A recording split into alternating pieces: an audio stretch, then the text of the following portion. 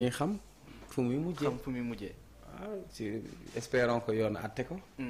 mu xam fu mu féete. ça aussi il faut le dire. mais instruction bi aussi yàgg na quand même. oui non c'est-à-dire instruction amul yàgg na instruction moom boo ko déggee buñ la ko dóoree di nga fa def juróom-benn weer moom. loolu moom ce n'est pas la première fois. instruction foo ko dégg kay moom. di nga tëdd juróom-benn yi moom. après la ñuy doog a xam leneen. maintenant nag par principe bu njëkk ba dañ lay wax. flagrant délit et ça il faut le concéder parce que Bah Diakhaté bi mu yëkkatee ay kàddoom dañ ko yóbbu juge ko en flagrant délit Moustapha Diakhaté en flagrant délit Abou Diallo en flagrant délit parce que li ñu wax y a une flagrance boo xam ni wax na ko jarul enquête jarul leeral maintenant nag soo déggee instruction mooy dañ ko bëgg enquête pour leeral ko donc tout en espérant que dina génn situation boobu je ne partage pas ni ses opinions ni sa façon de faire mais je ne lui souhaite aucun mal par contre ça doit servir de leçon parce que man li ma d'accordul je le dis parce que man jomm naa tey kàddu yi ma mënul yëkkati ci sama kanamu yaay du ma ko wax ci kanamu télé. loolu mooy responsabilité. kàddu yoo xam ne mënu ma ko wax ci sama kanamu njaboot. ruus naa toog fii di ko fi wax. kàddu bu ma mënta wax ci kanamu kilifa ruus naa toog fii di ko wax donc pour man boobu ba léegi on voit de plus en plus ay dérives et des dérives. Et il faudra que d'abord c'est une question de responsabilité individuelle. On peut discuter, on peut débattre tout en ayant de la mesure. Am le sens de la mesure. Dépasser les limites. Oui, mais ñu dépassionner le débat. Dépassionner xam nga man toog naa fi nee naa la j'ai des rapports avec tout le monde. J'ai pas ce problème. Parce que je veux pas rester enfermé ou cantonné dans une case. Mais tey dañu dem ba à un certain niveau dañu dem ba politique nekk ci animosité. nekk ci reyante parce que fi ñu jóge la donc il faut que nag ñu dépasser ce cap. Très bien. Et pour man j'en appelle au sens de la responsabilité de tout le monde parce que bu la yàlla na toog nga mën a toog di wax war nga mën a wax luy jëriñ war nga mën a wax loo xamante ni am na une portée mais mal gis nga keroog ñëw naa fekk fi Ameth Ndoye xam nga li ma wax nan la ma ko mën a waxee xam nga déglu naa ko mais je dama ci positif man awma problème dégg naa ko parce que man maa toogoon ci plateau bi après man su ma jógee dem moom moo war a ñëw ci plateau bi léegi naa mooy sànni xeer naan ay golo wàccal gaynde yéeg mais bi mu ko waxee c'est pas méchant. oui c'est pas mënoon naa ko jëlee lu grave. non c'est pas méchant. parce que Ablaye Bathily moo doon wax loolu campagne 93. Abdou Diouf nekk président Ablaye Bathily toog fee naan golo wàccal gaynde yéeg ça faisait rigoler tout le monde. politique affaire yu gentleman la quoi. grand la politique c'est noble. maintenant pour avoir une démocratie il faut avoir des démocrates. ça c'est vrai. yenn wax itam boo ko nag ba pare gis nga jour bi muy dem gis nga ni ñu ko teeroo woon. gunge ko mu yéeg ci oto bi ñu naan waaw déglul boo gars yi dañ lay jay di la puus di la buux boo demee fee yaa fee wéet Sénégalais mën na laa gunge fu ne ba mu des bàmmeel ak kaso. mbaa dafa dégg ci wax naa la ko de. en tout cas j'ai trop aimé le débat très relaxant waxtaanee. non man sama débat c'est relaxant man. oui j'ai trop aimé. jaajëf bu baax a baax Cheikh Omar. waaw maa lay jaajëfal donc jaajëfal ñëpp donc pour man dañ toll foo xam ne dañ nekk ci benn cap bu décisif et on n'a pas le droit de le rater on n'a pas le droit de rater ce cap quoi ça c'est clair. parce que dañu nekk ci benn tournant àdduna bi dañ toll feneen xam nga ñun intelligence artificielle moi je me rappelle 2019 j'ai fait une formation sur les villes intelligentes xam nga les smart cities. Pour la première fois j'étais confronté à l'intelligence artificielle en 2019 en Allemagne. Là je remarque aujourd'hui les gosses dañuy utiliser ay photos. waaw même devant la tour affaire complexe yooyu tour Eiffel porte ci photo lañ toll alors que adduna bi romb na foofu. ça c'est vrai. c'est-à-dire quand tu regardes TikTok tu as un problème. c'est vrai matin mit ay magum jëmm kaa bi nii la demee surtout ay góor waaw kii nii bi mu ko waxee lii diwli débat terre à terre. ñun ñu war a waxtaan ci suñu réew fan lañ jógee fan lañ bëgg a jëm nan lañ fay demee ku nekk am nga ci sa xalaat nan lañ ci contribuer mais du matin au soir ñun ci xarabante waxante lu ñaaw et cetera alors on doit sortir de ce cap. parce que ce que li ma bëgg nit ñi comprendre politique commencé wul 2020 de. Sénégal 1880 yi fekk na ñuy voté. yàgg na du tey. c'est des luttes des batailles des conquêtes démocratiques ba egg fii. mais léegi ñun nag waruñu mujjee pousse muy réer quoi. Sénégal dëkk bu neex la nañ neexal xol yi rek. jaajëf beneen bi il faut mu wax ko. may ban. c'est vrai que Diomaye lañ def sama ginnaaw mais maa gën naa est-ce que ma fi mu toll nii bi ma defaloon costume bu ma taxaw def nii. mais yàlla dogal na ni mooy président bi. beneen bi man dama koy tooñ parce que fu ñu ma woo ma leen maa tey.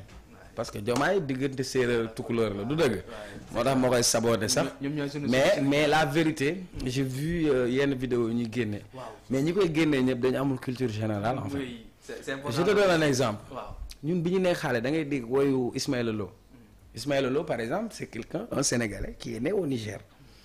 mais ku xam diggante histoire Sénégal Niger boo liiree sax livre Ousmane Sembène di nga gis raay bi fi mu doon jaar yëpp mais Ismaïla dafa am benn woyam bu muy woy naan Africa sunu continent be te ñoo jéem a booloo te liggéey nga dégg mu naan Kwame Nkrumah waxoon na ko yaa ngi dégg woy mu naan Jomo Kenyatta waxoon na ko Julius Nyerere waxoon na ko donc là. ay tur lay cité. citéwul ay tur dafay citer ay références. des pères fondateurs. des gens qui se sont battus contre la colonisation. des gens qui se sont battus pour l'indépendance et la souveraineté de l'Afrique. donc su Diomaye waxee Jomo Kenyatta. oui il fait partie des exemples des gens qui se sont battus qui symbolisent cette Afrique du refus. donc c'est l'absence de culture moo yóbbu loolu foofu donc Diomaye ci activité bi mu dem activité commémorative la je parle français bu neex c'est une activité commémorative cérémonie commémorative une commémoration des héros des pères fondateurs donc moom dans son discours il vient rendre hommage dafa ne avant tout je commence d'abord par présenter mes condoléances et les condoléances du peuple sénégalais parce que seen premier ministre moo gaañu Odinga léegi nag mu jóge fa sargal delloo njukkal seen père fondateur yi muy cité tur yooyu léegi nag ñii ñu bëri moo tax suñu génération bi il faut ñuy gëstu man par exemple ñu bokk na si ñi ma gën a fan Amical Cabral ci la bokk ñu bëri xamuñ ne Amical Cabral lan la signifie est-ce que tu sais xeexal sa dëkk pour indépendance ñu assassiné la 1 an 2 ans après sa dëkk am indépendance c'est ce que Cabral a fait indépendance de la Guinée et du Cap-Vert Guinée-Bissau hein nga comprendre man dem naa bay lire hymne national u Guinée-Bissau o solo o sioro verde e o mar e nossa patria tu comprends Youssou Ndour woyam bi mu doon woy naan Steve Biko ñu bëri xamuñu Steve Biko par exemple qu'est-ce qu'il a fait à Soweto nan lañ ko rayee parce que nous méconnaissons notre propre histoire. ça te fait comment looy sentir bu gisee loolu ñu koy fecc di ko woy. oui mais non mais c'est le président. non mais c'est-à-dire au-delà de moquerie c'est juste ñàkk xam la en fait. parce que par exemple ku xamoon histoire Jomo Kenyatta mu leer na li kii Jomo Kenyatta lay rendre hommage au Kenya doo waxee noonu. donc man waxuma ko juste pour dara mais c'est pour inviter suñu génération pour ñu gën ñun tey la jàng gën a yomb tey on a tous les moyens. pour être cultivé mais malheureusement de plus en plus on devient inculte et il faut qu'on apprenne malheureusement nag c'est pas notre faute parce que dans notre école bi ñu jàngalee on n'a pas appris notre histoire suñu école yi nii jàngaluñu suñu histoire ay français la ñuy jàngal waaw révolution chinoise révolution française voilà mais malheureusement man soo ma doon laaj sumay références yi sooy c'est en Afrique. Quand je parle d'Amical Cabral ben ça fait plaisir xam nga le gars ingénieur agronome Portugal moo colonisé yenn dëkk yi en Afrique moom mu nekk ingénieur agronome dem jàngi Portugal ñu indiwaat ko seen dëkk ñu jox ko mission pour moom mu dem liggéey ci affaire bay ak baykat yi bu muy dugg ci àll bi muy gis la misère de ces populations mu commencé leen inciter pour ñafe pour leur indépendance.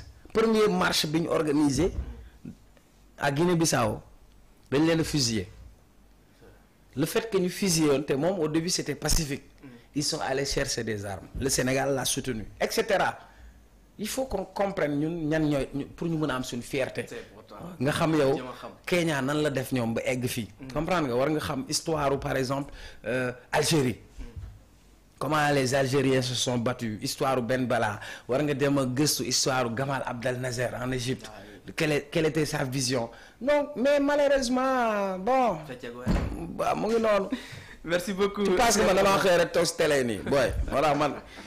fekk li ma juddoo yàggul de mais li ma la. jàngul ak ay jàngul ak yooyu. kan moo lool dañoo xamul rek. kan moo lool. ay dégg souvent les détracteurs. ban détracteur moo ko. kan wax yooyu. kan moo wax jàngu ma. donc waaw jël non loolu juutal moo ko waxoon rek. jël ma bisimilah moo tax jël ma bisimilah. non juutal mais c'est rare moo tooñ boppam nag parce que wax fa dëgg sa yàlla. bëgguma si man j'ai pas besoin toog fii di tàllal sama CV mais xam naa ne ñi ma mës a bokkal école ñëpp xam nañ